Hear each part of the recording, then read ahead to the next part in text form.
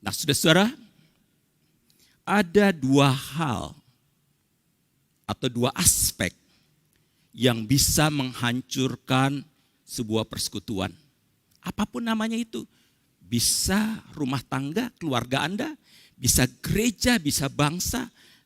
Dua aspek ini, saudara-saudara, adalah racun, virus yang bisa menghancurkan persekutuan kita. Apa itu? Yang pertama, saudara-saudara, apatisme dan individualisme. Tidak peduli terhadap orang lain. Masa bodoh terhadap orang lain. Tidak mikirin orang lain. Nggak mau peduli apapun dengan orang lain. Yang penting aku. Dan orang-orang yang apatis ini orang-orang yang membangun tembok. Tidak peduli dengan siapapun.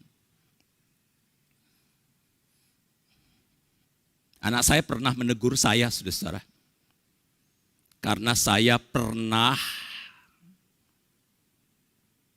doyan banget bermain gadget. Saya kecanduan gadget. Terus saya pakai gadget untuk menulis, saya pakai gadget untuk membaca, saya gunakan gadget untuk menghubungi segala macam. Habis waktu saya dengan gadget. Termasuk saudara-saudara, satu saat ketika saya lagi mau makan beserta dengan anak dan istri saya, pada saat makan saya sibuk main gadget. Lalu anak saya berhenti makan, dia bilang, "Papa, luangkanlah sedikit waktumu untuk kami. Jangan terlalu sibuk dengan gadget. Kami ini anak dan istrimu." Saya kaget saudara-saudara dengan teguran itu. Saya langsung matikan gadget, saya singkirkan. Lalu kemudian saya mulai berbincang-bincang. Sejak saat itu saudara-saudara, tobat saya. Tobat. Saat makan atau saat berbincang-bincang dengan istri atau dengan anak, saya enggak mau pegang gadget. Saya ingin berkomunikasi dengan mereka. Saya ingin katakan, saya tidak apatis dengan kalian. Saya menghargai kalian, saya mencintai kalian, saya menghormati kalian. Saudara-saudara, apatis itu artinya apatos, tidak punya emosi. Orang yang apatis, saudara-saudara, nggak punya emosi apapun. Kalau dia lihat orang miskin, dia lihat orang susah, dia lihat orang yang lagi kelaparan, nggak peduli. Apatis, masa bodoh. Mungkin saja saudara-saudara kita lagi naik mobil, kemudian datang orang miskin yang meminta-minta dan kita lihat dia sangat lapar, dia sudah gemetar, tapi kalau kita apatis, kita masa bodoh, kita mengeraskan hati, gak mau punya perasaan untuk membantu dia sedikit pun, itu apatis. Dan apatisme ini ada di dalam keluarga kita, saudara-saudara, ada di dalam gereja kita, ada di tengah-tengah bangsa kita. Dan ini menghancurkan kehidupan bangsa, gereja, dan keluarga. Yang pertama, saudara-saudara, ini virus pertama, apatisme dan individualisme.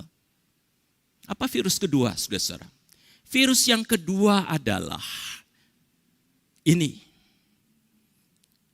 Egoisme, selfishness, kepentingan diri sendiri. Itulah sebabnya firman Tuhan katakan jangan kamu memikirkan dirimu sendiri. Kalau kita mementingkan diri sendiri, cuma memikirkan diri sendiri, saudara-saudara, efeknya apa? Kita ingin mendominasi orang lain. Kita ingin mengeksploitasi orang lain, kita ingin untuk mendiskriminasi orang lain, kita ingin merendahkan orang lain, kita ingin mengontrol orang lain, kita ingin menguasai orang lain.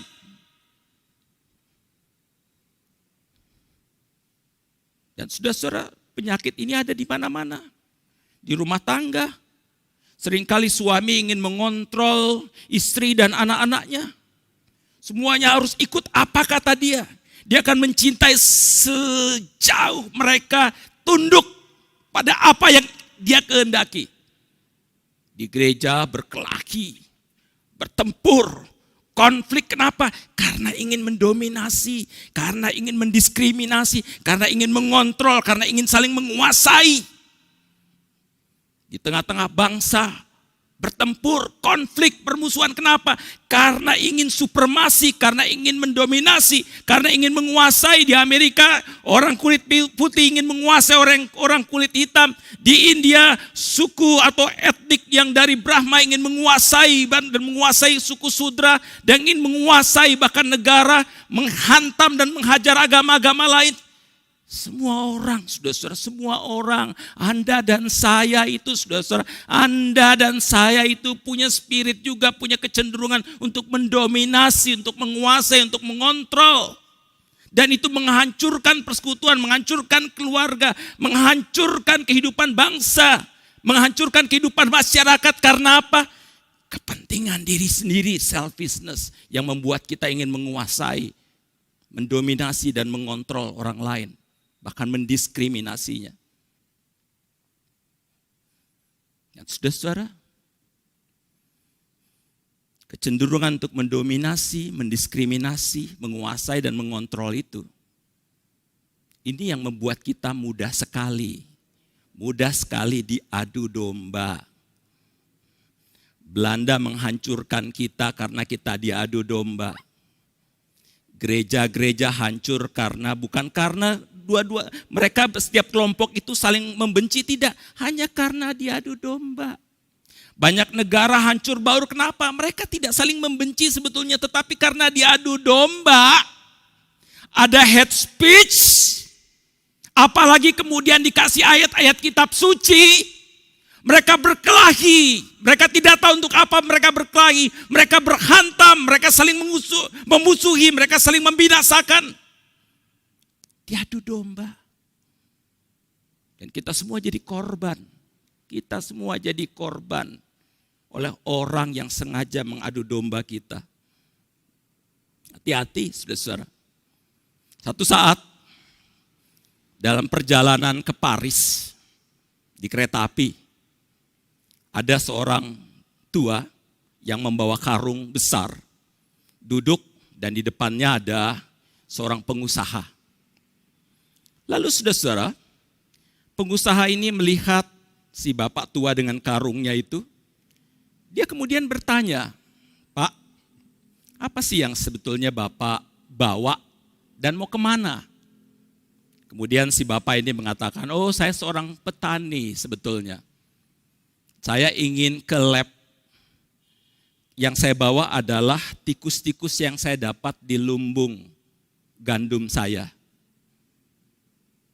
Dan tikus-tikus ini akan digunakan untuk penelitian di lab. Dan saya sudah lakukan ini tahunan." Oh begitu, jadi di dalam karung itu ada tikus-tikus? Ya, ada tikus-tikus. Oke, kalau begitu boleh saya tanya satu lagi? Boleh, kata si orang tua itu. Saya tanya, mengapa sebentar-sebentar Bapak menendang karung itu? Sebentar-sebentar Bapak menendang karung itu. Kenapa? Apa yang terjadi sebetulnya? Kenapa mesti ditendang kalau ada tikus-tikus di situ? Oh iya, itu penting. Karena dengan menendang karung itu yang penuh dengan tikus-tikus, mereka akan saling berkelahi. Dan ketika mereka semua saling berkelahi, mereka lupa untuk menggigiti karung itu yang bisa membuatnya berlobang dan mereka lari. Jadi tugas saya dengan menendang karung itu adalah membuat mereka berkelahi dan saling menyikut satu sama lain dan membuat mereka lupa ada hal yang lebih penting dari itu. Saudara-saudara, cerita ini hendak mengatakan, saudara-saudara, bahwa seringkali kita juga bisa seperti itu. Kita bisa diadu domba. Kita bisa membenci orang lain bukan karena dia bersalah kepada kita. Bukan karena dia pernah melakukan hal yang jahat kepada kita. Hanya karena orang mengadu domba dan kita terpengaruh. Hati-hati.